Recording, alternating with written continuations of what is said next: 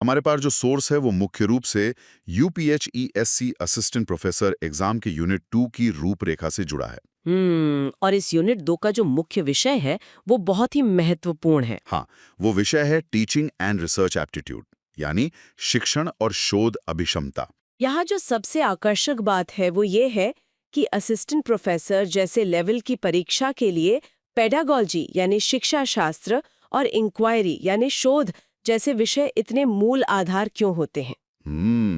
क्योंकि उन्हें आगे जाके पढ़ाना ही तो है। बिल्कुल, मैं यही स्पष्ट करना चाहूंगी कि जो लोग भविष्य में प्रोफेसर बनने वाले हैं उन्हें सिर्फ अपने विषय का ज्ञान होना काफी नहीं है। हाँ, उन्हें ये भी तो आना चाहिए कि उस ज्ञान को छात्रों तक कैसे पहुंचाना है। एकदम सही। और इसीलिए ये टीचिंग एंड रिसर्च एप्टीट्यूड का टॉपिक इतना क्रिटिकल हो जाता है।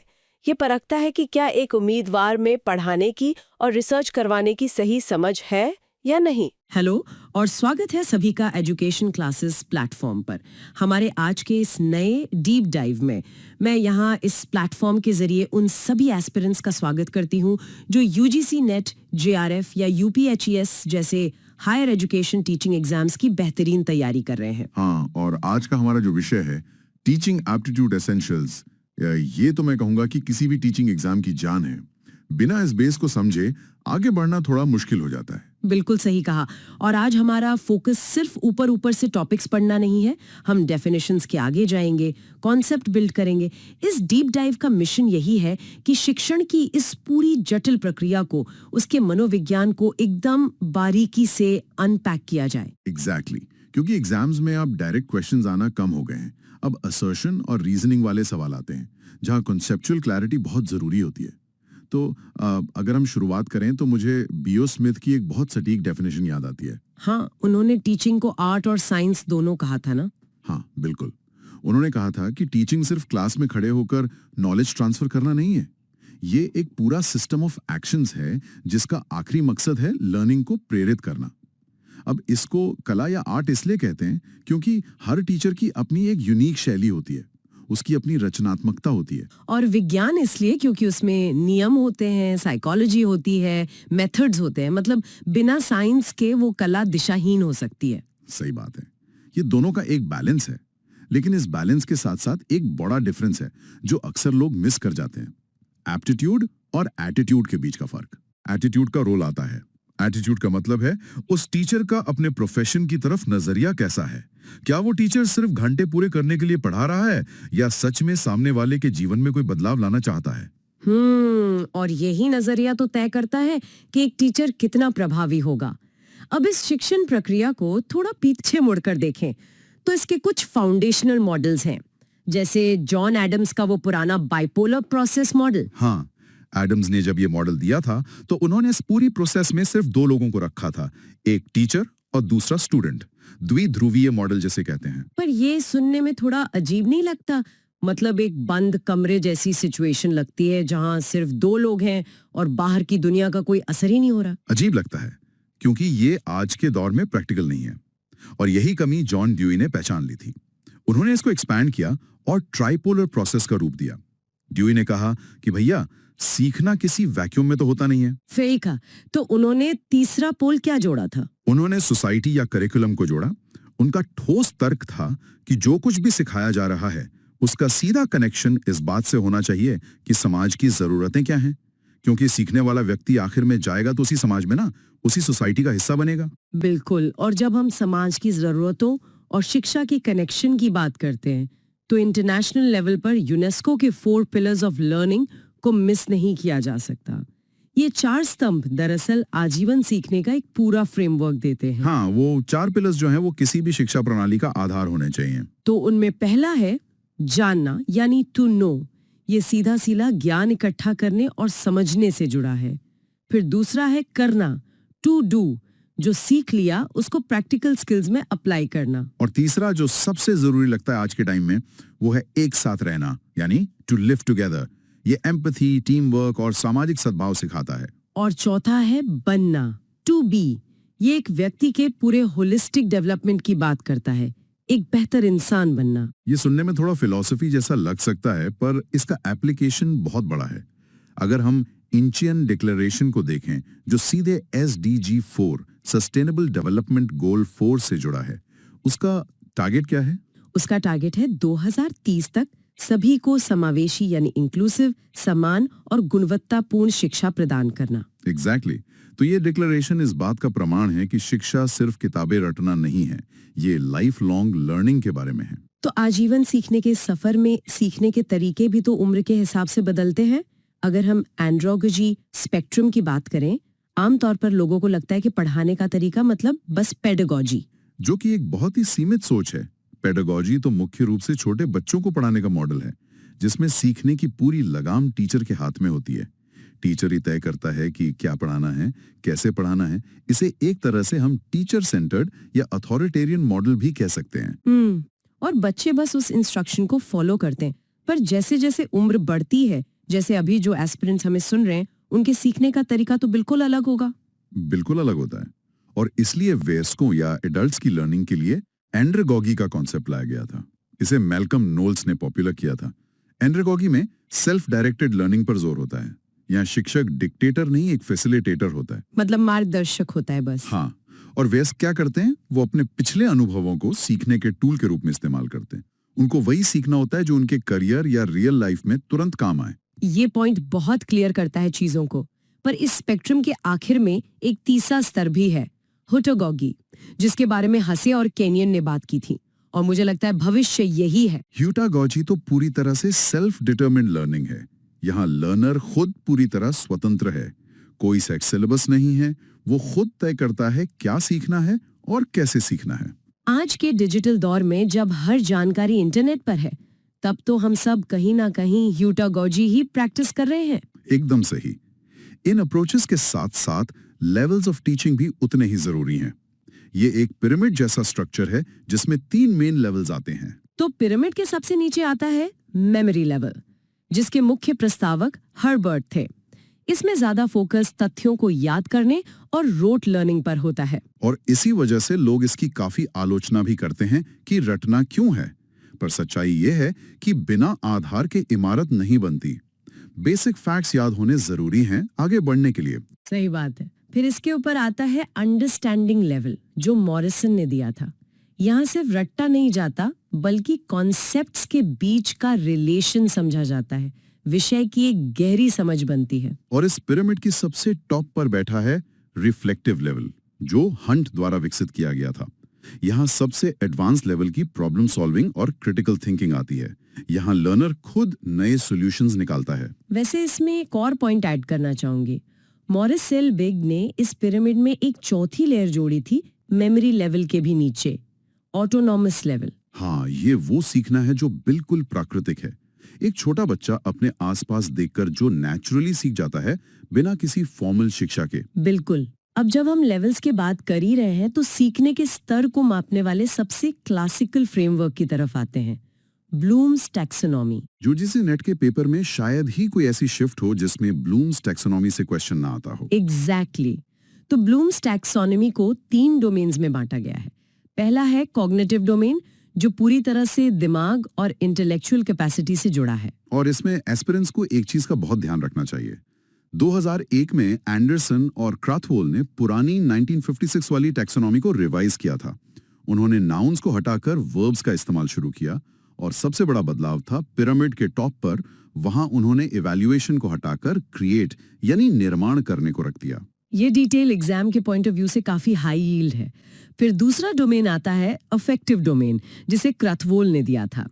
ये हमारी भावनाओं, एटीट्यूड्स और वैल्यूज से डील करता है। और तीसरा है साइकोमोटर डोमेन, जो डेव ने दिया था। ये फिजिकल स्किल्स, एक्शंस और हैंड आई कोऑर्डिनेशन की बात करता है। तो ये तो हो गया ब्लूम्स, लेकिन इसके मुकाबले में एक और फ्रेमवर्क काफी चर्चा में रहता है, सोलो टैक्सोनॉमी। सोलो टैक्सोनॉमी यानी structure of observed learning outcome, इसे बिग्स और कॉलिस ने डेवलप किया था। ये फ्रेमवर्क सीखने की मात्रा से निकलकर उसकी गुणवत्ता पर ध्यान देता है। ये सरफेस लर्निंग से डीप लर्निंग का सफर है। तो सरफेस लर्निंग वाले हिस्से में 3 स्टार आते हैं।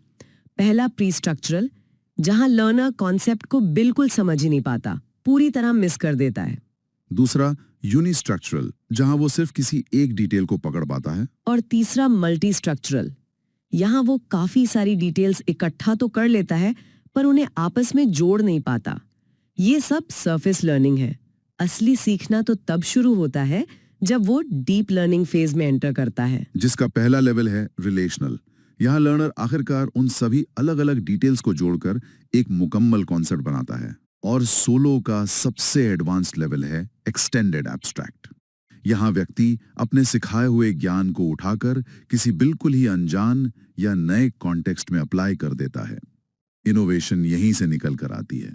ये बहुत दिलचस्प सफर है, लेकिन इस सफर को पूरा करने में साइकोलॉजी यानी मनोविज्ञान और बिहेवियरिज्म के मॉडल्स का बहुत बड़ा हाथ है। बिल्कुल, लर्निंग थ्योरीज को समझे बिना टीचिंग एप्टीट्यूड अधूरा है। हमने क्लासिकल एक्सपेरिमेंट्स के बारे में सुनाई है, जैसे आइवन पावलोव का क्लासिकल कंडीशनिंग वाला एक्सपेरिमेंट, वो कुत्ता और घंटी वाला। हाँ, जिसमें एक न्यूट्रल स्टिमुलस को नेचुरल रिस्पॉन्स के साथ एसोसिएट कर दिया जाता है।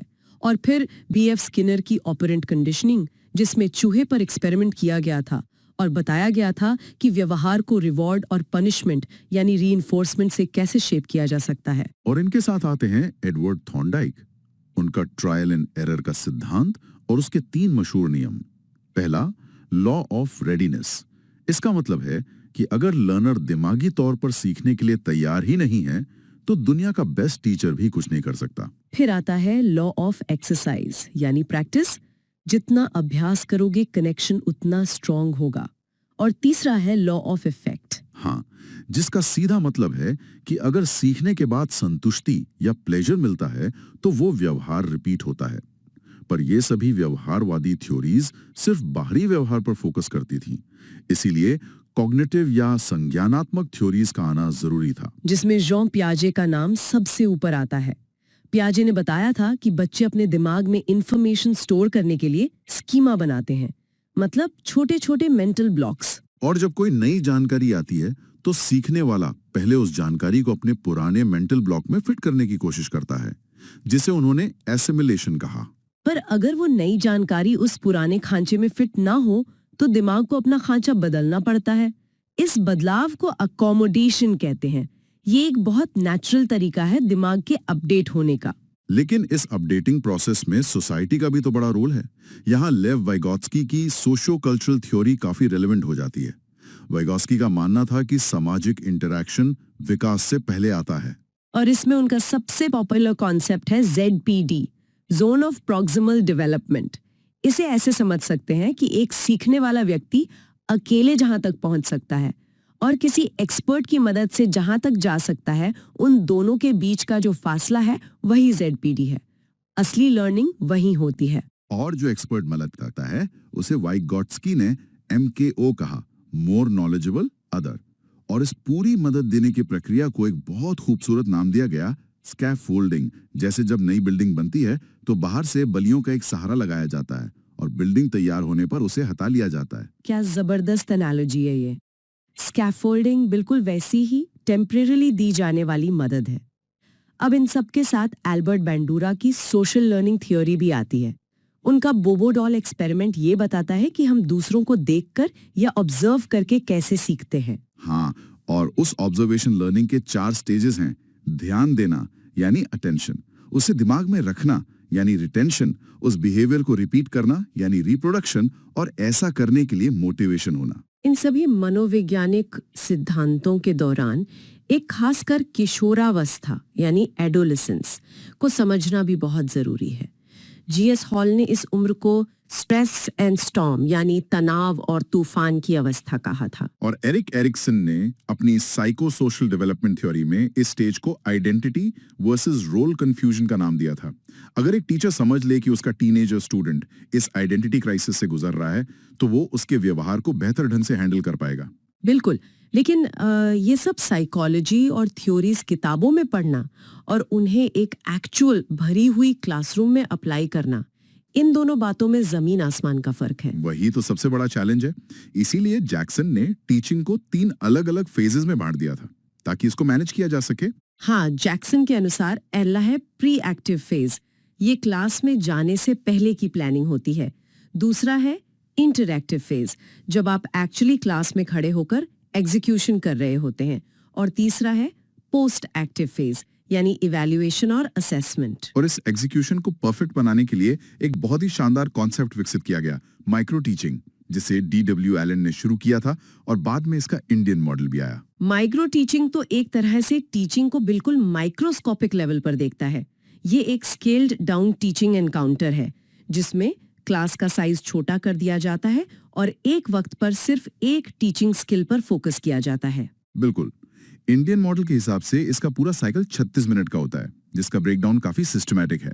6 मिनट की टीचिंग, फिर 6 मिनट का फीडबैक, फिर आगे के 12 मिनट रीप्लानिंग के लिए, फिर 6 मिनट रीटीचिंग और आखिर में 6 मिनट रीफीडबैक। और ध्यान रखने वाली बात यह है कि इस 36 मिनट में प्लानिंग वाला समय शामिल नहीं होता। ये पूरा साइकिल एक टीचर की स्किल को पॉलिश करने के लिए जबरदस्त है। लेकिन चलिए मान लिया हमने माइक्रो टीचिंग से लेसन प्लान परफेक्ट कर लिया, पर जब रियल क्लास में 50 लोग सामने बैठे हों तो सबसे बड़ी जरूरत बन जाती है classroom management. Classroom management styles कई तरह के होते हैं। जैसे कुछ टीचर्स होते हैं ऑथोरिटेरियन, उनकी क्लास में स्ट्रिक्टली रूल्स चलते हैं, बच्चे डर के शांत रहते हैं पर उनकी क्यूरियोसिटी मर जाती है। और इसके बिल्कुल उलट होते हैं परमिसिव स्टाइल्स वाले टीचर्स, जो बहुत ज्यादा छूट दे देते हैं, कोई डिसिप्लिन नहीं होता, वहां तो पढ़ाई हो ही नहीं पाती। तो सबसे बेहतर क्या है? सबसे बेहतर है ऑथोरिटेटिव स्टाइल। ये एक बैलेंस्ड अप्रोच है। यहाँ अनुशासन भी है और गर्मी या अपनापन भी। लेकिन इस ऑथोरिटेटिव माहौल को बनाए रखने के लिए क्लास में कम्युनिकेशन कैसा चल रहा है ये मापना भी जरूरी है।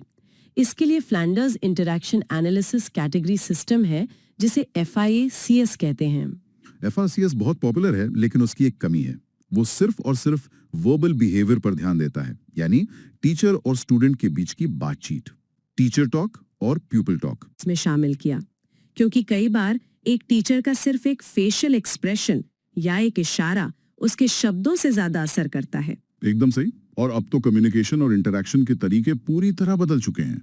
हायर एजुकेशन में डिजिटल इनिशिएटिव्स ने पढ़ाई की परिभाषा ही बदल दी है। बिल्कुल, अगर हम स्वयं पोर्टल की बात करें जो डिजिटल एजुकेशन का सबसे बड़ा इनिशिएटिव है, इसके 3 मूल सिद्धांत कार्डिनल प्रिंसिपल्स हैं: एक्सेस, इक्विटी और क्वालिटी, यानी सब तक पहुंच, समान अवसर और बेहतरीन गुणवत्ता। और इसके 4 क्वाड्रेंट्स हैं, जिसमें वीडियो लेक्चर्स आते हैं, ई कंटेंट होता है जिसे डाउनलोड किया जा सके, सेल्फ असेसमेंट टेस्ट्स होते हैं और ऑनलाइन डिस्कशन फोरम्स होते हैं डाउट्स क्लियर करने के लिए। और जहां इंटरनेट की प्रॉब्लम है वहां स्वयं प्रभा काम आता है। ये 40 DTH चैनल्स का एक ग्रुप है जो GS8015 सैटेलाइट के जरिए लगातार 24/7 एजुकेशनल कंटेंट टेलीकास्ट करता है। जब सीखने के मीडियम इतने एडवांस हो गए हैं तो मूल्यांकन यानी इवैल्यूएशन का सिस्टम भी पुराना नहीं रह सकता। इवैल्यूएशन की बात करें तो मेन रूप से 2 टाइप सामने आते हैं, फॉर्मेटिव और समेटिव। फॉर्मेटिव इवैल्यूएशन वो है जो क्लास के दौरान पढ़ाते वक्त लगातार चलता रहता है। इसका मकसद किसी को पास या फेल करना नहीं होता, बल्कि सीखने की प्रोसेस में सुधार लाना और कमियों को पहचानना होता है। और समेटिव इवैल्यूएशन बिल्कुल एंड में होता है, जैसे टर्म एंड एग्जाम्स। उसका मेन पर्पस होता है ग्रेडिंग देना और फाइनल आउटकम तय करना। इसमें सुधार की गुंजाइश नहीं बचती। एक और बड़ा इंटरेस्टिंग टॉपिक है इवैल्यूएशन में जहां एस्पिरेंट्स थोड़ा फंस जाते हैं, NRT और CRT का फर्क। NRT यानी नॉर्म रेफरेंस टेस्ट। हाँ, NRT में एक लर्नर की तुलना बाकी सभी लर्नर्स से की जाती है। इसका मकसद ये देखना होता है कि बाकियों के मुकाबले कौन कितना बेहतर है। जैसे कॉम्पिटिटिव एग्जाम्स में परसेंटाइल और रैंक आती है, जबकि CRT यानी क्राइटेरियन रेफरेंस्ड टेस्ट में तुलना किसी और से नहीं बल्कि एक पहले से तय किए गए स्टैंडर्ड से होती है। अगर रूल है कि 33% पर पास है तो जो भी 33% लाएगा वो पास है, चाहे टॉपर के 99 आए या 40 आए। लेकिन इन दोनों से हटकर एक तीसरा अप्रोच है जो मुझे सबसे अच्छा लगता है, आइप्सेटिव टेस्ट। आइप्सेटिव में तो सीखने वाले की तुलना किसी और से या किसी स्टैंडर्ड से नहीं होती बल्कि उसकी अपनी ही पिछली परफॉर्मेंस से होती है, राइट? हाँ, मतलब क्या स्टूडेंट ने अपनी पुरानी परफॉर्मेंस को इम्प्रूव किया है? ये खुद से आगे बढ़ने का बेंचमार्क है जो मेंटली बहुत हेल्दी अप्रोच है। ये पूरी चर्चा सच में डीप होती जा रही है। अब अगर हम निष्कर्ष की तरफ बढ़ें तो कुछ ऐसे हाई यील्ड कॉन्सेप्ट्स हैं जिन्हें रिकैप करना बनता है, जैसे एडगर डेल का cone of experience. Edgar Dale का कोन एक शानदार विजुअल मॉडल है जो बताता है कि हम अलग अलग माध्यमों से जो सीखते हैं, दिमाग उसको कितना याद रख पाता है। और सबसे हैरानी की बात यह है कि उस कोण के सबसे टॉप पर यानी सबसे कम असरदार तरीका है वर्बल सिंबल्स यानी सिर्फ पढ़ना या कोरा सुनना। और उस कोण के सबसे नीचे जहां बेस सबसे चौड़ा है वहां आता है डायरेक्ट पर्पसफुल एक्सपीरियंस, यानी किसी काम को खुद अपने हाथों से करके देखना। ये सीखने का सबसे पावरफुल और बेहतरीन तरीका माना गया है। इसी से जुड़ा एक और हाई यील्ड कॉन्सेप्ट है ट्रांसफर ऑफ लर्निंग। इसके दो मेन टाइप्स होते हैं, हाई रोड ट्रांसफर और लो रोड ट्रांसफर। हाई रोड में लर्नर पूरे ध्यान से डेलिबरेटली पैटर्न निकालता है और किसी पुराने ज्ञान को नए सिचुएशन में अप्लाई करता है। और लो रोड ट्रांसफर बड़ा ही ऑटोमेटिक होता है। जैसे अगर आपने बचपन में साइकिल चलाना सीख लिया तो सालों बाद भी बॉडी वैसा ही रिएक्ट करती है, उसमें दिमाग को जोर नहीं लगाना पड़ता। पर इन सब में एक विचारक हैं जिन्होंने एजुकेशन की पूरी नींव ही हिला दी थी, पॉलो फ्रायर। उनकी क्रिटिकल पेडागॉजी। पॉलो फ्रेरे ने बैंकिंग मॉडल ऑफ एजुकेशन का कड़ी आलोचना की थी। बैंकिंग मॉडल का मतलब है ये मानना कि स्टूडेंट एक खाली बैंक अकाउंट है और टीचर उसमें ज्ञान के रूप में बस पैसे डिपॉजिट कर रहा है। उन्होंने इस मॉडल को कंप्लीटली रिजेक्ट किया और पेडागॉजी ऑफ द ऑप्रेस्ड लिखी। उन्होंने प्रॉब्लम पोजिंग मॉडल का सपोर्ट किया, जिसमें लर्नर चिंतन करता है, सवाल उठाता है और चीजों को क्रिटिकली एनालाइज करता है। अगर हम इस डीप डाइव के सभी प्रमुख बिंदुओं को एक फ्रेम में लाएं, तो हम देखते हैं कि टीचिंग एक कला से शुरू होती है, फिर माइक्रो टीचिंग, ब्लूम की टेक्सोनॉमीज और मनोविज्ञान के टच से वो एक ठोस विज्ञान बनती है, और आखिर में पाउलो फ्रेरे जैसी सोच आती है जहां शिक्षा सामाजिक बदलाव का एक बड़ा जरिया बन जाती है। बिल्कुल सही समअप किया आपने। आज की चर्चा यूजीसी नेट या यूपीएचएससी के पॉइंट ऑफ व्यू से तो बहुत इंपॉर्टेंट थी ही, लेकिन एक शिक्षक के नजरिए को बदलने के लिए भी काफी पावरफुल थी। पर हम अपने एस्पिरेंट्स को एक ऐसे सवाल के साथ छोड़ना चाहते हैं जो उन्हें इसके आगे सोचने पर मजबूर करे। हाँ, एक फाइनल प्रोवोकेटिव थॉट। अगर एडगर डेल का कौन कहता रहे कि खुद करके देखना सबसे बेस्ट है और हेयोटोगॉजी बताती है कि भविष्य का लर्नर पूरी तरह सेल्फ डिटर्मिन्ड होगा, तो क्या आने वाले कल में ये ट्रेडिशनल बंद कमरों वाली क्लासरूम्स पूरी तरह खत्म हो जाएंगी? और क्या हम सच में एक ऐसे दौर की तरफ तेजी से बढ़ रहे हैं जहां हर कोई खुद ही अपना टीचर होगा? इस सवाल पर जरूर विचार कीजिएगा। आज की इस डीप डाइव में बस इतना ही। हमारे साथ जुड़े रहने के लिए और इस डिस्कशन का हिस्सा बनने के लिए बहुत बहुत धन्यवाद। अपनी तैयारी पूरी मेहनत से करते रहिए।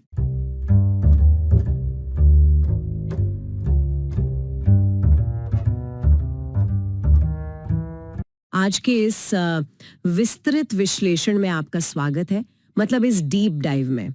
आज हमारे सामने जो स्रोत हैं जिनमें कुछ बहुत ही विस्तृत स्लाइड्स और शोध नोट्स शामिल है, उनका मुख्य विषय है रिसर्च एप्टीट्यूड या अनुसंधान अभिक्षमता। बहुत ही महत्वपूर्ण विषय है ये। बिल्कुल। और देखिए, पहली नजर में ये शब्द सुनते ही किसी के भी मन में उन लोगों की छवि बन सकती है जो किसी बड़ी यूनिवर्सिटी की लाइब्रेरी में बैठकर मोटी मोटी किताबें लिख रहे हैं। ऐसा लग सकता है कि ये सिर्फ शिक्षाविदों का ही क्षेत्र है। हाँ, अक्सर लोग ऐसा ही सोचते हैं। लेकिन अगर हम इन नोट्स की गहराई में जाएं, तो ये स्पष्ट होता है कि ये विषय सिर्फ अकादमिक दुनिया तक सीमित नहीं है। ये असल में एक शानदार ब्लूप्रिंट है ये समझने के लिए कि इस दुनिया में नया ज्ञान पैदा कैसे होता है और पुरानी जो सदियों से चली आ रही मान्यताएं हैं उनको किस कसौटी पर परखा जाता है। तो चलिए इसे समझते हैं। जी बिल्कुल। ये नोट्स बताते हैं कि रिसर्च सिर्फ किताबों के पन्ने पलटना नहीं है, बल्कि ये प्रस्तावों की एक व्यवस्थित, नियंत्रित और एक बहुत ही आलोचनात्मक जांच है। एकदम सही कहा आपने। और इस पूरी प्रक्रिया की गहराई और इसके महत्व को समझने के लिए हमें सबसे पहले शब्द की जड़ों तक जाना होगा। मतलब ये जो रिसर्च शब्द है, ये आखिर आया कहाँ से? कहाँ से आया है? इसकी उत्पत्ति फ्रांसीसी शब्द रिसर्चर से हुई है। इसका शाब्दिक अर्थ होता है गुजरना या सर्वेक्षण करना। लेकिन इन स्रोतों में जो बात सबसे ज्यादा ध्यान खींचती है वो है इसका चक्रीय स्वभाव। चक्रीय स्वभाव मतलब एक लूप की तरह? हाँ बिल्कुल, एक लूप की तरह। ये कोई सीधी रेखा नहीं है जहां आपने एक सवाल पूछा, जवाब मिला और बात वहीं खत्म हो गई। इसके बजाय ये एक चक्र है। एक अच्छी रिसर्च हमेशा एक समस्या, मतलब आज के इस डिजिटल युग में जहां हर तरफ सूचनाओं की बाढ़ है, न्यूज फीड्स, सोशल मीडिया के दावे और अनगिनत आर्टिकल्स। बिल्कुल, सूचनाओं की कोई कमी नहीं आज। हाँ, तो ये समझना बहुत जरूरी हो जाता है कि कौन सी जानकारी किसी ठोस वैज्ञानिक आधार पर टिकी है और कौन सी महज किसी की व्यक्तिगत राय है। रिसर्च एप्टीट्यूड एक ऐसा चश्मा प्रदान करता है जिससे हम जानकारी को फिल्टर कर सकते हैं। तो अगर हम वैज्ञानिक अनुसंधान की बात करें तो इसके बुनियादी आधार क्या हैं? देखिए, अगर हम इसे एक बड़ी तस्वीर से जोड़ें तो वैज्ञानिक अनुसंधान कुछ बहुत ही मजबूत स्तंभों पर टिका होता है। स्रोतों में इसकी 6 प्रमुख विशेषताओं का बहुत गहराई से विश्लेषण किया गया है। हाँ, 6 विशेषताएं। जी। इनमें से जो सबसे पहली और शायद सबसे महत्वपूर्ण विशेषता है वो है वस्तुनिष्ठता, यानी ऑब्जेक्टिविटी। ऑब्जेक्टिविटी? इसका सीधा सा मतलब है कि जो व्यक्ति शोध कर रहा है उसे अपने व्यक्तिगत पूर्वाग्रहों, अपनी मान्यताओं और भावनाओं से पूरी तरह मुक्त होना चाहिए। तथ्य बिल्कुल वैसे ही पेश किए जाने चाहिए जैसे वे वास्तविकता में हैं, न कि वैसे जैसे शोधकर्ता उन्हें देखना चाहता है या साबित करना चाहता है। बिल्कुल सही। ये बात तो पूरी तरह समझ में आती है, क्योंकि अगर पूर्वाग्रह शामिल हो गए तो नतीजे तो पहले से ही तय हो जाएंगे, है ना? हाँ, फिर वो रिसर्च कहाँ रही। सही बात है। इसी से जुड़े 2 और बहुत ही महत्वपूर्ण शब्द इन नोट्स में उभर कर आते हैं। विश्वसनीयता यानी रिलायबिलिटी और वैधता यानी वैलिडिटी। अक्सर लोग इन दोनों को एक ही मान लेते हैं, लेकिन इनमें एक बहुत बड़ा फर्क है और वो फर्क समझना बहुत जरूरी है। बिल्कुल। विश्वसनीयता का मतलब है निरंतरता और दोहराव। मतलब मान लीजिए किसी व्यक्ति के पास एक वजन नापने की मशीन है, वो व्यक्ति उस पर एक ही दिन में 5 बार खड़ा होता है और वो मशीन हर बार बिल्कुल एक समान वजन दिखाती है, तो इसका मतलब है कि वो मशीन विश्वसनीय है। वो लगातार एक ही परिणाम दे रही है। एकदम सटीक उदाहरण है। लेकिन यहीं पर वैधता या वैलिडिटी का पेंच आता है। वो कैसे? देखिए, वैधता का मतलब सटीकता से है। हो सकता है कि वो मशीन लगातार एक ही वजन दिखा रही हो, लेकिन क्या वो सच में सही वजन नाप रही है? क्या ऐसा तो नहीं कि उस मशीन में कोई तकनीकी खराबी है और वो हर बार असल वजन से 5 किलो ज्यादा दिखा रही है? ओहो, मतलब कंसिस्टेंट तो है लेकिन गलत कंसिस्टेंट है। बिल्कुल। अगर ऐसा है तो वो मशीन विश्वसनीय तो है लेकिन वैध नहीं है। एक वैज्ञानिक रिसर्च को हमेशा वही मापना चाहिए जिसका वो दावा कर रही है। जैसे अगर एक टेस्ट किसी छात्र की गणित की क्षमता मापने के लिए बना है, लेकिन उसमें भाषा के इतने कठिन शब्द हैं कि छात्र सवाल ही नहीं समझ पा रहा, तो वो टेस्ट गणित की नहीं बल्कि भाषा की परीक्षा ले रहा है। एकदम सही। यहाँ वैधता खत्म हो जाती है। ये बहुत ही बढ़िया उदाहरण था। इसके बाद स्रोतों में सामान्यीकरण या जनरलाइजेबिलिटी और अनुभववाद यानी एम्पेरिसिज्म का जिक्र है। जहां तक मैं समझ पा रही हूँ, सामान्यीकरण ये तय करता है कि क्या किसी छोटे से समूह पर किए गए शोध के नतीजे हम एक पूरी आबादी पर लागू कर सकते हैं। बिल्कुल। और अनुभववाद का मतलब है कि ये पूरी प्रक्रिया सिर्फ ख्याली पुलाव ना हो, बल्कि वास्तविक दुनिया के अवलोकन और ठोस डेटा पर आधारित हो। हाँ, एम्पिरिसिज्म का यही मूलाधार है। और जो छठी विशेषता है वो वही है जिसकी हमने अभी शुरुआत में चर्चा की, इसका चक्रीय होना। तो ये सभी विशेषताएं मिलकर वैज्ञानिक पद्धति का निर्माण करती हैं। सही। लेकिन यहाँ एक बहुत बड़ा सवाल ये उठता है कि क्या दुनिया की हर चीज को, हर मानवीय व्यवहार को इन्हीं कठोर वैज्ञानिक पैमानों पर मापा जा सकता है? ये तो सोचने वाली बात है। ये सवाल हमें रिसर्च के पीछे के दर्शन या फिलॉसफी की ओर ले जाता है। स्रोतों में 19वीं सदी और 20वीं सदी के बीच सोच में आए एक बहुत बड़े ऐतिहासिक बदलाव का जिक्र है। हाँ, ये बदलाव सच में बहुत आकर्षक है। यहाँ से विषय थोड़ा और गहरा हो जाता है। सबसे पहले बात करते हैं 19वीं सदी के प्रत्यक्षवाद यानी पॉजिटिविज्म की। जी, पॉजिटिविज्म। ये पूरी तरह से वैज्ञानिक पद्धति और भौतिक विज्ञानों के प्रभाव में था। इसके प्रणेता अगस्ट कॉम्टे को माना जाता है। प्रत्यक्षवाद का मूल विचार ये था कि वास्तविकता केवल एक है और वो पूरी तरह से वस्तुनिष्ठ है। बिल्कुल ब्लैक एंड व्हाइट। हाँ, एकदम। इस सोच के अनुसार विज्ञान ही एकमात्र सत्य है और किसी भी रिसर्च का अंतिम लक्ष्य सार्वभौमिक नियम या यूनिवर्सल लॉज खोजना है। यह दृष्टिकोण पूरी तरह से मात्रात्मक यानी संख्याओं पर आधारित और नियतात्मक था, जहाँ ये माना जाता था कि हर कार्य का एक निश्चित कारण होता है। लेकिन जैसे जैसे समय बीता, विचारकों को ये एहसास होने लगा कि ये नजरिया इंसानों पर पूरी तरह लागू नहीं हो सकता, क्योंकि इंसान कोई मशीन थोड़ी है। बिल्कुल, इंसान कोई मशीन या रसायन नहीं है जो हर बार एक ही तरह की प्रतिक्रिया देंगे। यहीं से 20वीं सदी में उत्तर प्रत्यक्षवाद यानी पोस्ट पॉजिटिविज्म का प्रवेश होता है। यहाँ ये बहुत दिलचस्प हो जाता है। हाँ, कार्ल पॉपर जैसे विचारकों ने प्रत्यक्षवाद की बहुत कड़ी आलोचना की। उत्तर प्रत्यक्षवाद ये मानता है कि वास्तविकता एक नहीं बल्कि कई हो सकती हैं और ये अक्सर व्यक्तिपरक यानी सब्जेक्टिव होती है। देखने वाले के नजरिए पर निर्भर करता है। बिल्कुल, दुनिया को देखने का नजरिया इस बात पर निर्भर करता है कि उसे कौन देख रहा है। इसका लक्ष्य सार्वभौमिक नियम खोजना नहीं है बल्कि किसी विशेष संदर्भ और मानवीय व्यवहार की जटिलता को समझना है। इसलिए ये दृष्टिकोण गुणात्मक यानी क्वालिटेटिव और संभाव्य होता है। और कार्ल पॉपर का जिक्र आते ही इन नोट से एक बहुत ही खास कॉन्सेप्ट सामने आता है, फॉल्सिफिकेशन यानी सिद्धांतों को गलत साबित करने की अवधारणा। ये विज्ञान के दर्शन में बहुत बड़ा मोड़ था। सच में ये बहुत ही क्रांतिकारी विचार था। इसका मतलब है कि विज्ञान तभी आगे बढ़ता है जब वैज्ञानिक अपनी ही थ्योरीज को गलत साबित करने की कोशिश करते हैं, ना कि सिर्फ उन्हें सही ठहराने के लिए सबूत जमा करते हैं। उदाहरण के लिए मान लीजिए कोई कहता है कि सभी हंस सफेद होते हैं। प्रत्यक्षवादी इसे साबित करने के लिए हजारों सफेद हंस खोजेगा, लेकिन एक उत्तर प्रत्यक्षवादी सिर्फ एक काले हंस की तलाश करेगा जो उस पूरे सिद्धांत को एक झटके में गलत साबित कर सके। ये एक बहुत ही शानदार उदाहरण है। तो अगर उत्तर प्रत्यक्षवाद हमें ये बताता है कि दुनिया जटिल और व्यक्तिपरक है, तो सवाल ये उठता है कि शोधकर्ता वास्तविकता में इसे कैसे मापते हैं। यही तो मुख्य बात है। यहीं से बात अनुसंधान के वर्गीकरण पर आती है। स्रोतों में इसे तर्क और उद्देश्य के आधार पर बांटा गया है।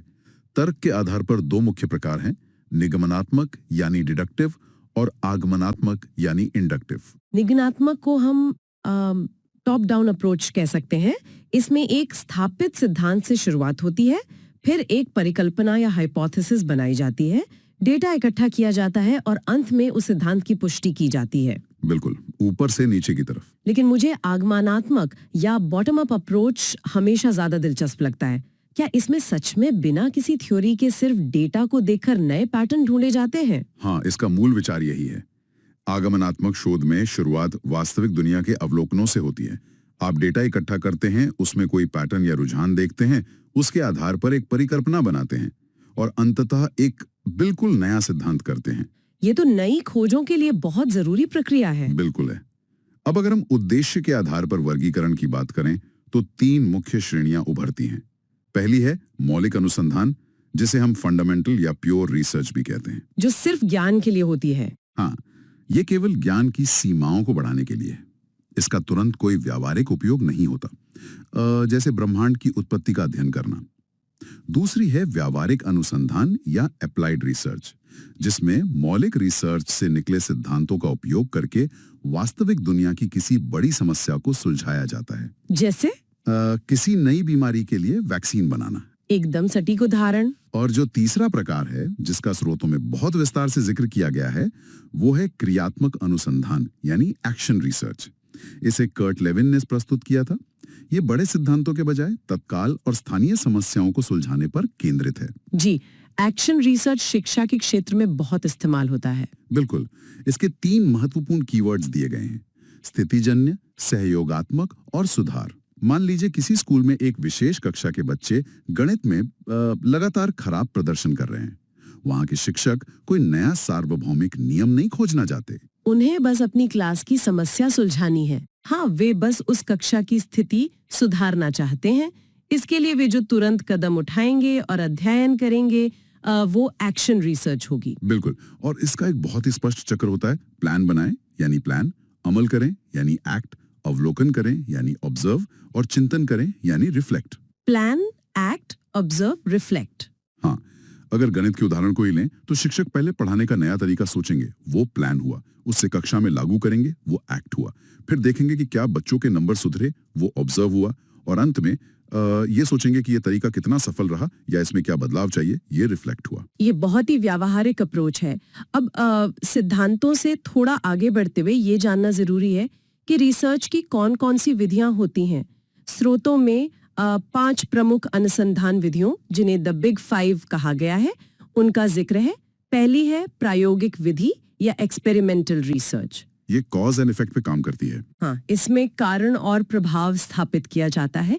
यहाँ एक बहुत ही महत्वपूर्ण बात यह है कि इसमें स्वतंत्र चर या इंडिपेंडेंट वेरिएबल में जानबूझकर हेरफेर किया जाता है और एक कंट्रोल ग्रुप रखा जाता है ताकि ये देखा जा सके कि बदलाव का असल असर क्या हुआ। दूसरी विधि है एक्स पोस्ट फैक्टो। ये तब इस्तेमाल होती है जब कोई घटना पहले ही घट चुकी होती है। मतलब घटना के बाद का अध्ययन? जी, चूंकि घटना हो चुकी है इसलिए इसमें चरों में कोई हेरफेर नहीं किया जा सकता। बस ये देखा जाता है कि जो हुआ उसका कारण क्या था। तीसरी विधि ऐतिहासिक या हिस्टोरिकल है। ये अतीत का पुनर्निर्माण करती है। इसमें दस्तावेजों की जांच बहुत अहम होती होगी। बिल्कुल, इसमें सबसे महत्वपूर्ण हिस्सा ये जांचना है कि जो ऐतिहासिक दस्तावेज मिले हैं वे असली हैं या नहीं। इसके लिए बाहरी आलोचना, जैसे ये जांचना कि कागज और स्याही उस जमाने की है या नहीं, और आंतरिक आलोचना, ये जांचना कि उसमें लिखी बातें ऐतिहासिक तथ्यों से मेल खाती हैं या नहीं, इसका उपयोग होता है। चौथी है वर्णनात्मक विधि या डिस्क्रिप्टिव, जो बुनियादी तौर पर सर्वेक्षण पर निर्भर करती है। ये केवल ये बताती है कि क्या है, ये क्यों की गहराई में नहीं जाती। हाँ, बस एक वर्णन देती है। और पांचवी विधि है नृवंश विज्ञान या एथनोग्राफिक रिसर्च। ये बहुत ही अलग है क्योंकि इसमें शोधकर्ता को किसी विशेष संस्कृति या समुदाय का हिस्सा बनना पड़ता है। वो बाहर से बैठकर अध्ययन नहीं कर सकता, उसे उनके बीच रहकर प्रतिभागी अवलोकन करना होता है। इन 5 प्रमुख विधियों के अलावा कुछ विशेष गुणात्मक दृष्टिकोण भी नोट्स में हैं, जैसे घटना विज्ञान या फिनोमेनोलॉजिकल, जहां किसी घटना को लेकर लोगों के व्यक्तिगत जीवित अनुभवों को गहराई से समझा जाता है।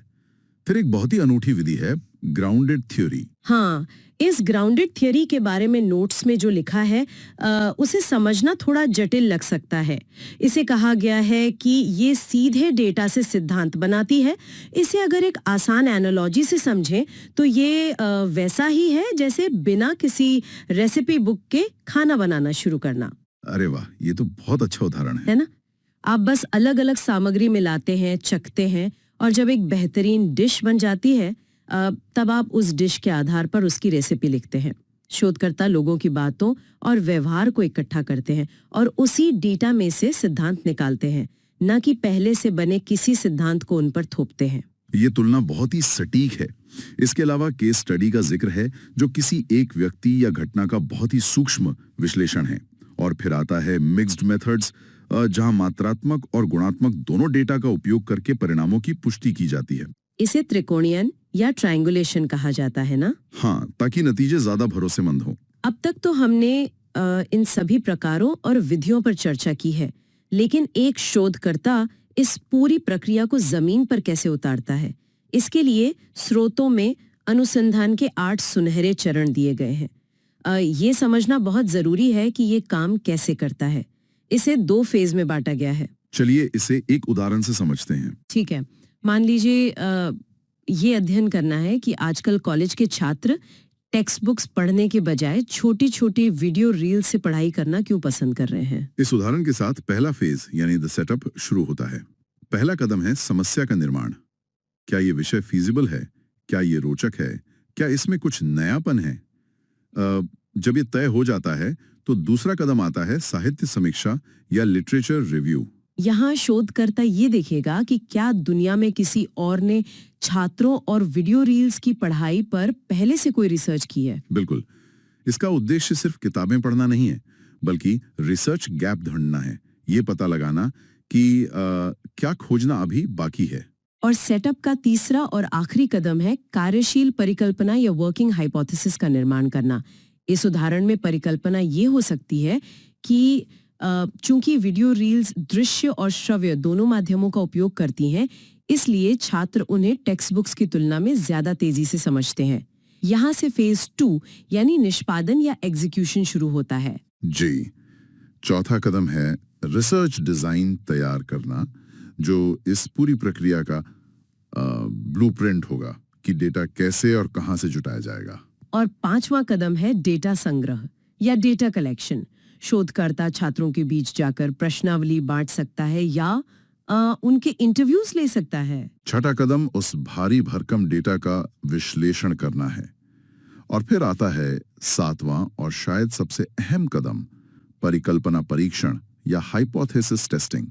जो परिकल्पना तीसरे कदम में बनाई गई थी, अब डेटा के आधार पर उसे परखा जाएगा। और 8वां कदम है उस पूरी रिसर्च की एक रिपोर्ट या थीसिस तैयार करना, जिसकी एक मानक संरचना होती है, प्रस्तावना, साहित्य समीक्षा, विधियां, परिणाम और अंत में उन परिणामों पर चर्चा।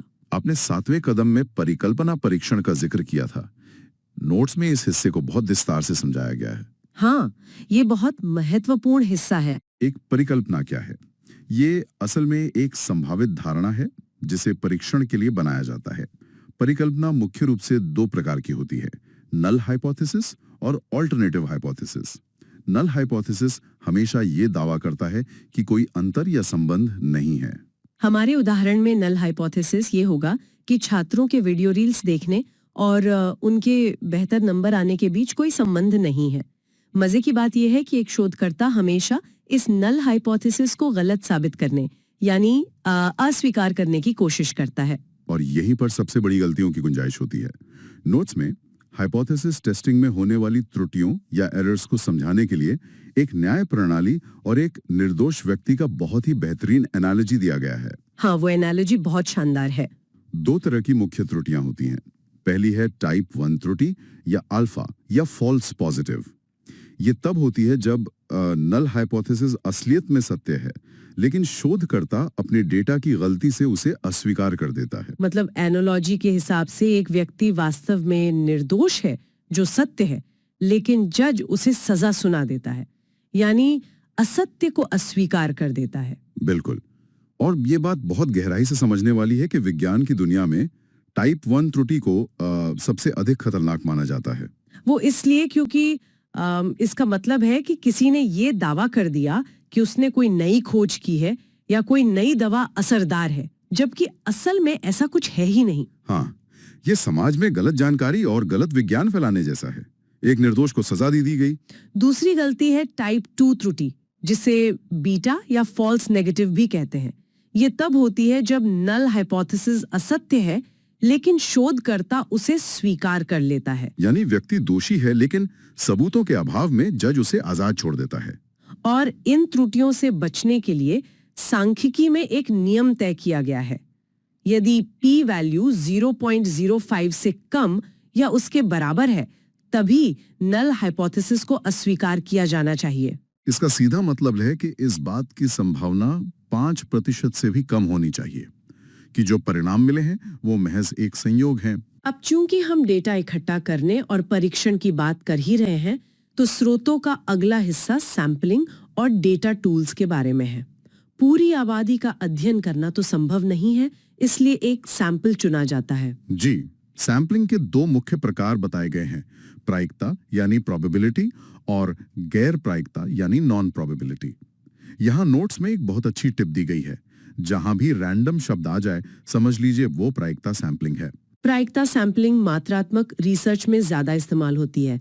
इसमें सिंपल रैंडम जैसे लॉटरी सिस्टम, स्ट्रेटिफाइड जहां आबादी को आय या उम्र जैसे समूहों में बांटकर चुनते हैं, क्लस्टर जहां स्कूलों या पूरे शहरों को एक समूह मानकर चुना जाता है, और सिस्टमैटिक जिसमें एक सूची में से हर 10वें व्यक्ति को चुनना शामिल है। दूसरी तरफ गैर प्रायिकता सैंपलिंग गुणात्मक रिसर्च के लिए है, जहां शोधकर्ता अपनी सुविधा या उद्देश्य के अनुसार सैंपल चुनता है। गैर प्रायिकता में एक तरीका बहुत ही दिलचस्प लगा मुझे, स्नोबॉल सैंपलिंग। हाँ, वो बर्फ के गोले वाला। बिल्कुल, जैसे बर्फ का एक छोटा गोला पहाड़ से नीचे लुढ़कते हुए बड़ा होता जाता है, इसमें भी वैसा ही होता है। मान लीजिए किसी शोधकर्ता को किसी छिपी हुई आबादी का अध्ययन करना है, जैसे मादक पदार्थों की लत से जूझ रहे लोग। ऐसे लोगों की कोई सरकारी सूची तो होती नहीं है। सही बात है। तो शोधकर्ता पहले किसी एक व्यक्ति तक पहुंचता है और फिर वो व्यक्ति उसे दूसरे ऐसे लोगों तक ले जाता है। ये एक के बाद एक चेन बनती जाती है। बहुत ही उपयोगी तरीका है ये। डेटा इकट्ठा करने के लिए मुख्य रूप से प्रश्नावली और साक्षात्कार का उपयोग होता है। प्रश्नावली कम खर्चीली है और इससे एक बड़े समूह तक पहुंचा जा सकता है, लेकिन इसमें कई बार लोग जवाब नहीं देते। रिटर्न रेट कम होता है। हाँ, वही साक्षात्कार गहराई से जानकारी देता है, आप लोगों के हाव भाव पढ़ सकते हैं, लेकिन ये समय लेने वाला और महंगा तरीका है। और जब ये सारा डेटा आ जाता है तो उसे मापने के लिए कुछ पैमानों की जरूरत होती है। इन पैमानों को नोट्स में NOIR नॉयर के रूप में याद रखने को कहा गया है। इन पैमानों या मेजरमेंट स्केल्स को समझना बहुत जरूरी है क्योंकि ये बताते हैं कि डेटा कितना सटीक है। ये एक सीढ़ी की तरह है। जी बिल्कुल। पहला है नाम मात्र या नॉमिनल, जहां केवल श्रेणियां होती हैं जैसे पुरुष या महिला।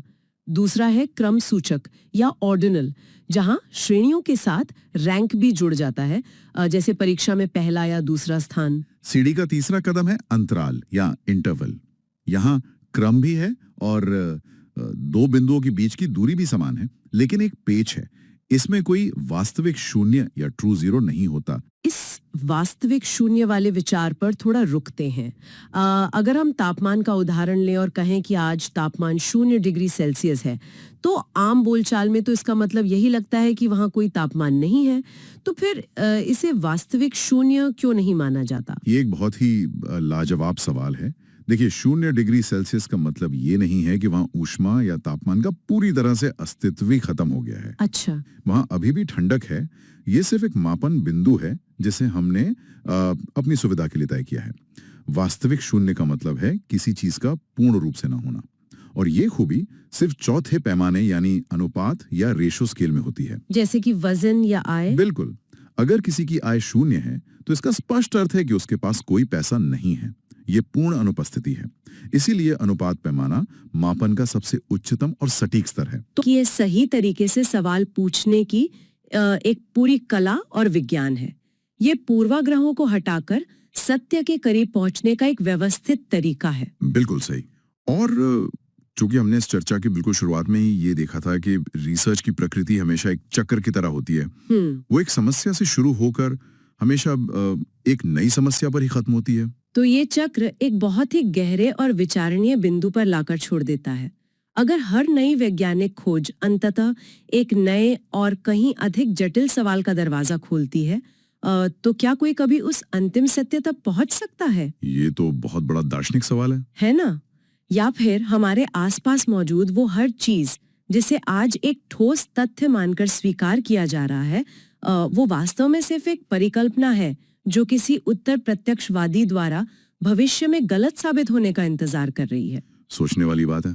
ये बात सच में सोचने पे मजबूर करती है कि अगली बार जब कोई फैक्ट सामने आए तो ये विचार जरूर आना चाहिए कि क्या ये अंतिम सत्य है या बस वर्तमान का सबसे अच्छा स्थापित सिद्धांत। इसी विचार के साथ आज के इस विश्लेषण को यहीं विराम देते हैं। सुनते रहिए और हमेशा नए सवाल पूछते रहिए। आज के इस डीप डाइव में स्वागत है। आज का हमारा जो मिशन है वो सच में बहुत खास है। हम रिसर्च एप्टीट्यूड या अनुसंधान अभिक्षमता के एक ऐसे हिस्से की गहराइयों में उतरने वाले हैं जो अक्सर जटिलता के आवरण में लिपटा रहता है। मेरा मतलब है डेटा और सांख्यिकी।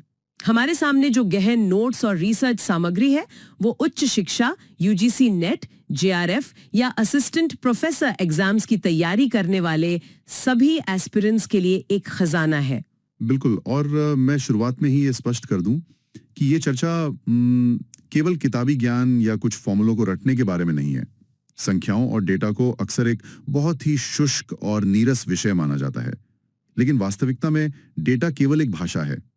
अनुसंधान की पूरी प्रक्रिया इसी बात पर निर्भर करती है कि जानकारी को कैसे एकत्र किया जा रहा है और उन संख्याओं के पीछे छिपी असली कहानी को कैसे बाहर निकाला जा रहा है।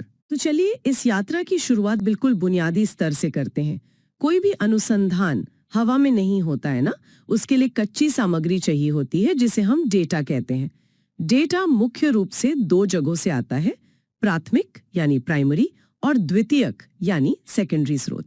इसे समझना काफी हद तक खाना पकाने जैसा है। प्राथमिक डेटा का मतलब है कि कोई खुद खेत में जाए, सब्जियां उगाए और फिर उन्हें पकाए। हाँ, ये एकदम मूल और कच्चा होता है। जब कोई शोधकर्ता खुद जाकर लोगों के बीच सर्वेक्षण करता है, प्रयोग करता है या किसी का साक्षात्कार लेता है तो वो प्राथमिक डेटा है। ये सबसे अधिक विश्वसनीय होता है, लेकिन इसमें समय और ऊर्जा की बहुत खपत होती है। वहीं दूसरी तरफ द्वितीयक डेटा ऐसा है जैसे सुपरमार्केट से कटी कटाई सब्जियां ले आना। मतलब जो जानकारी पहले से ही किसी और ने इकट्ठा कर रखी है, जैसे प्रकाशित किताबें, जर्नल्स या किसी संस्था की पुरानी रिपोर्ट्स। सही कहा है। और यहाँ पर एक बहुत ही दिलचस्प पहलू सामने आता है। कोई एक डेटा किसी के लिए प्राथमिक हो सकता है और वही डेटा किसी और के लिए द्वितीयक। अगर हम इसे एक बड़े उदाहरण से समझें तो हर 10 साल में होने वाली सरकारी जनगणना या सेंसस को देखा जा सकता है। जब सरकार घर घर जाकर ये जानकारी जुटाती है तो वो उनके लिए प्राथमिक डेटा होता है। लेकिन जब कल को कोई स्वतंत्र अर्थशास्त्री अपनी किसी नई रिसर्च के लिए उसी सरकारी रिपोर्ट के आंकड़ों का इस्तेमाल करता है तो वही जानकारी उसके लिए द्वितीयक बन जाती है। बिल्कुल। द्वितीयक डेटा का फायदा ये है कि ये आसानी से मिल जाता है, लेकिन इसमें हमेशा ये जोखिम रहता है कि जानकारी पुरानी हो सकती है या इकट्ठा करने वाले का अपना कोई पूर्वाग्रह हो। ये एक बहुत ही स्पष्ट करने वाला बिंदु है और यहीं पर एक ऐसा कॉन्सेप्ट भी आता है जहां अक्सर बड़े बड़े महारथी भी चकमा खा जाते हैं। मेरा मतलब है तृतीयक डेटा या टर्शियरी डेटा। आमतौर पर लोग प्राइमरी और सेकेंडरी पर आकर रुक जाते हैं। हाँ, और एग्जाम अलर्ट के नजरिए से ये बहुत महत्वपूर्ण है। विश्वकोश यानी इंसाइक्लोपीडिया और ग्रंथ सूची यानी बिब्लियोग्राफी को तृतीयक डेटा की श्रेणी में रखा जाता है। ऐसा इसलिए है क्योंकि ये चीजें खुद में कोई नई जानकारी नहीं देती, बल्कि ये द्वितीयक स्रोतों को एक जगह संकलित करने या उन्हें खोजने का एक इंडेक्स मात्र होती है।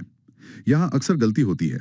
तो अब जब डेटा के प्रकार स्पष्ट हो गए हैं तो अगला तार्किक कदम ये समझना है कि इस कच्चे डेटा को इकट्ठा करने के उपकरण क्या हैं। मुख्य रूप से 4 उपकरणों का जिक्र बार बार आता है। पहला है अवलोकन या ऑब्जर्वेशन। जब किसी के व्यवहार का अध्ययन करना हो तो दूर से देखना और नोट करना सबसे कारगर होता है। और दूसरा है साक्षात्कार या इंटरव्यू। जब किसी विषय की बहुत ही गहरी और भावनात्मक समझ हासिल करनी हो तो आमने सामने बैठकर बात करने से बेहतर कुछ नहीं है। और यदि कोई मामला अपने आप में बहुत ही अनोखा है तो वहां केस स्टडी काम आती है, जहां एक ही विषय का बहुत बारीकी से अध्ययन किया जाता है। लेकिन अगर शोधकर्ता के पास समय कम हो और उसे हजारों लोगों से उनकी राय जाननी हो तो वहां प्रश्नावली यानी क्वेश्चनेयर सबसे बड़ा हथियार बन जाती है। लेकिन इस डेटा संग्रहण की दुनिया में एक बहुत ही सूक्ष्म अंतर है जो प्रश्नावली और अनुसूची या शेड्यूल्स के बीच का है। बाहर से देखने पर दोनों एक जैसे लगते हैं, सवालों की एक लंबी सूची। हाँ, लेकिन इनका इस्तेमाल करने का तरीका पूरी कहानी बदल देता है। प्रश्नावली में सवालों की सूची उत्तरदाता के हाथ में दे दी जाती है और वो उसे खुद पढ़कर भरता है। इसमें जोखिम यह है कि हो सकता है उत्तरदाता किसी सवाल का गलत मतलब निकाल ले। इसके विपरीत अनुसूची में सवालों का पर्चा शोधकर्ता या एन्यूमरेटर के अपने हाथ में होता है। बिल्कुल, वो खुद उत्तरदाता के सामने बैठता है, उससे मौखिक रूप से सवाल पूछता है और उसके जवाब खुद दर्ज करता है। इससे यह सुनिश्चित हो जाता है कि कोई भी जानकारी अधूरी न रहे। डेटा को मापने के लिए स्टीवंस की टैक्सोनॉमी नाम की एक बहुत ही प्रसिद्ध व्यवस्था है जो मापन को 4 स्तरों वाली एक सीढ़ी के रूप में देखती है। सीढ़ी का सबसे निचला स्तर है नाम मात्र पैमाना या नॉमिनल स्केल। तो क्या ये पैमाना वास्तव में कोई गणितीय मापन करता है? अगर सच कहा जाए तो नॉमिनल स्केल मापन से ज्यादा पहचान के बारे में है। यहाँ कोई क्रम नहीं है, केवल अलग अलग श्रेणियां हैं। इसका सबसे बेहतरीन उदाहरण खिलाड़ियों की जर्सी के नंबर हैं। अगर किसी फुटबॉलर की जर्सी पर 10 नंबर लिखा है और दूसरे की जर्सी पर 5 नंबर, तो इसका यह मतलब कतई नहीं है कि 10 नंबर वाला खिलाड़ी 5 नंबर वाले से 2 गुना शानदार खेलता है। ये नंबर केवल उसकी पहचान है, ठीक उसी तरह जैसे लोगों का ब्लड ग्रुप या पिन कोड होता है। इस स्तर पर हम केवल बहुलक या मोड़ का पता लगा सकते हैं, यानी वो श्रेणी जो किसी समूह में सबसे ज्यादा बार आई हो। सही है। सीढ़ी का अगला कदम है स्तर 2, क्रम सूचक पैमाना या ऑर्डिनल स्केल। जैसा कि नाम से ही जाहिर है, यहाँ पहचान के साथ क्रम भी जुड़ जाता है। जैसे कक्षा में छात्रों की रैंक, पहला, दूसरा, तीसरा स्थान, या फिर वो लिकर्ट स्केल जो हम अक्सर फीडबैक फॉर्म्स में देखते हैं, पूरी तरह सहमत से लेकर पूरी तरह असहमत तक। लेकिन ऑर्डिनल स्केल की अपनी एक बहुत बड़ी सीमा है।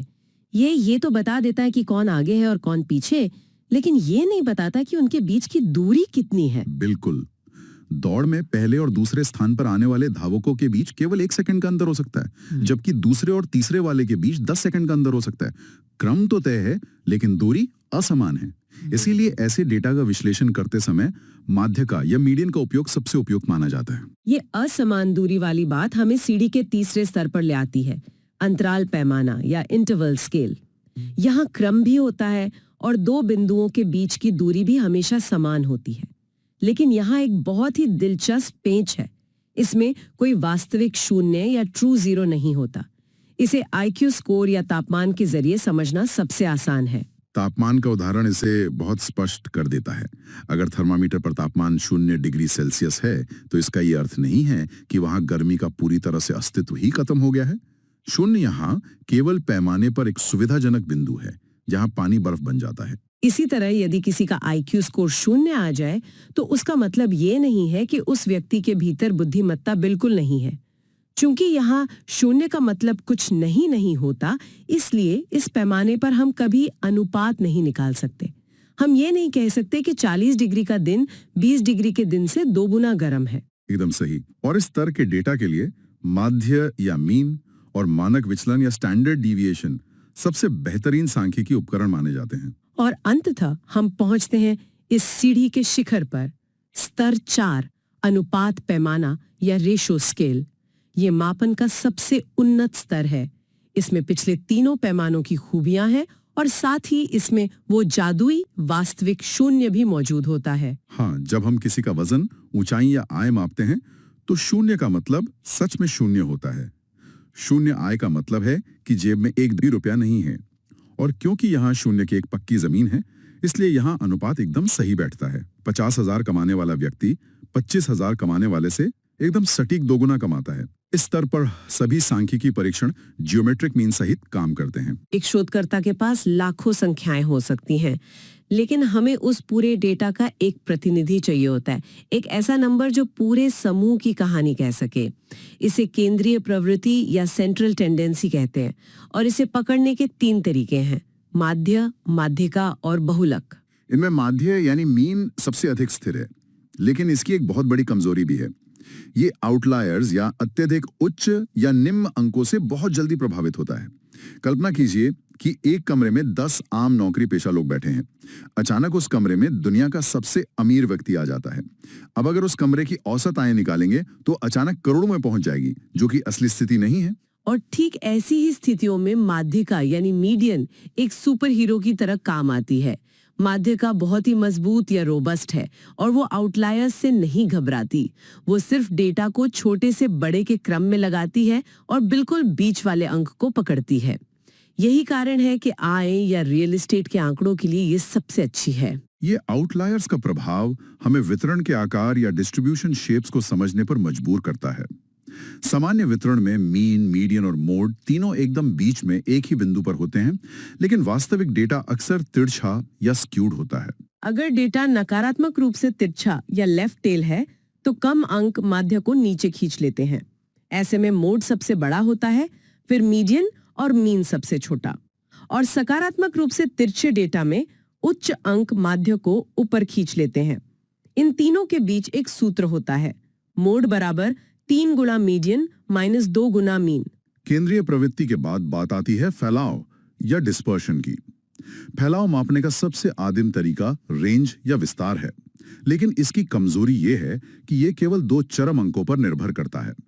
इसके बाद चतुर्थक विचलन या क्वार्टाइल डेविएशन पर बात होती है, जो बीच का 50% हिस्से को मापता है और माध्यिका के साथ उपयोग होता है।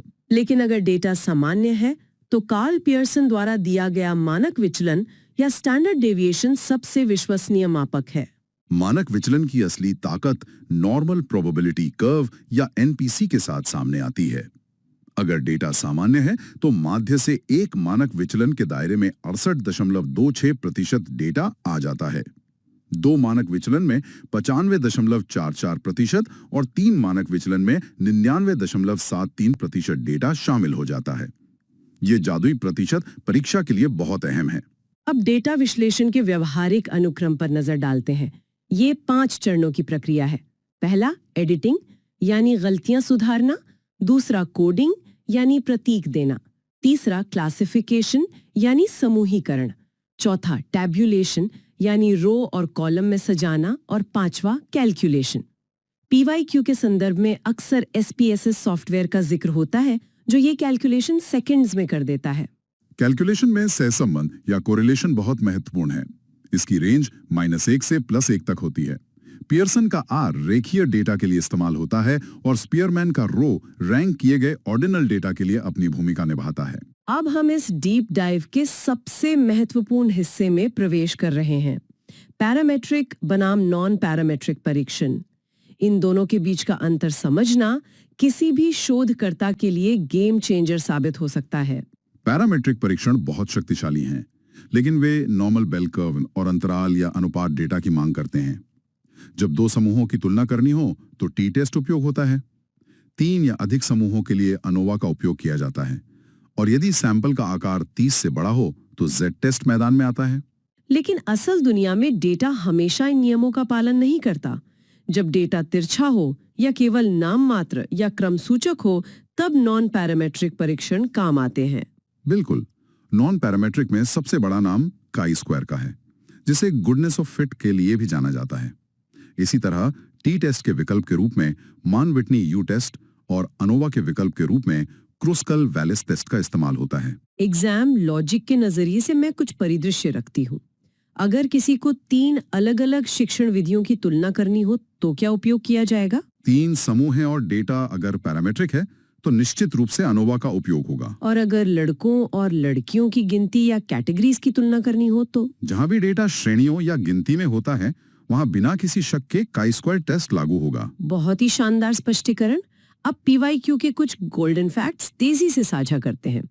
पीक्डनेस या डेटा के नुकीलेपन को मापने के लिए कुर्टोसिस का उपयोग होता है, और स्थिरता के क्रम की बात करें तो स्टैंडर्ड डेविएशन सबसे स्थिर है, उसके बाद मीन डेविएशन, फिर क्वार्टाइल डेविएशन और सबसे कम रेंज है। अगर हम इस पूरे अनुसंधान की यात्रा को एक स्वर्णिम अनुक्रम या गोल्डन सीक्वेंस में समेटें तो ये 6 कदम हैं। कच्चे डेटा का संग्रह, फिर टैब्यूलेशन, उसके बाद वर्णनात्मक सांख्यिकी या डिस्क्रिप्टिव स्टैट्स, फिर सामान्यता या नॉर्मैलिटी की जांच, उसके बाद अनुमानित सांख्यिकी या इन्फेरेंशियल स्टैट्स, और अंत में परिकल्पना या हाइपोथेसिस की व्याख्या। और जो उम्मीदवार तैयारी कर रहे हैं उन्हें याद रखना चाहिए कि स्रोत सामग्री में एक बेहतरीन द्विभाषी शब्दावली सूची भी है। जैसे सेंसस को जनगणना और इन्फेरेंस को अनुमान कहते हैं। ये परीक्षा के लिए एक बड़ा हथियार है। तो आज के डीप ड्राइव को संक्षेप में रखें तो हमने देखा कि कैसे डेटा एकत्र करने से लेकर उसे नॉमिनल से रेशो तक मापने और अंततः उसका विश्लेषण करने का सफर तय किया जाता है। इस सफर के अंत में मैं स्रोत सामग्री की आखिरी स्लाइड से एक विचारोत्तेजक सवाल छोड़ना चाहूंगा। आज हमने सीखा कि डेटा को कैसे मापा और विश्लेषित किया जाता है, जिससे निष्कर्ष निकालने की अपार शक्ति मिलती है। लेकिन अगला विषय अनुसंधान नैतिकता या रिसर्च एथिक्स का आता है। सोचने की बात यह है कि जब किसी के पास डेटा को अपने हिसाब से मोड़ने या सांख्यिकी परीक्षणों को चुनने की इतनी शक्ति आ जाती है, तो ये कैसे सुनिश्चित किया जाए कि ये ज्ञान सच्चाई को सामने लाने के लिए उपयोग हो रहा है, ना कि उसे छिपाने के लिए। यही कारण है कि नैतिकता इस पूरी प्रक्रिया की रीढ़ है। ये सच में एक बहुत ही गहरा विचार है। डेटा तटस्थ हो सकता है, लेकिन उसे संभालने वाले की नीयत अनुसंधान की दिशा तय करती है। इसी विचार के साथ हम आज के इस डीप डाइव का समापन करते हैं। उम्मीद है डेटा और सांख्यिकी का ये सफर सभी एस्पिरेंट्स के लिए ज्ञानवर्धक रहा होगा। हमारे साथ जुड़ने के लिए बहुत बहुत धन्यवाद।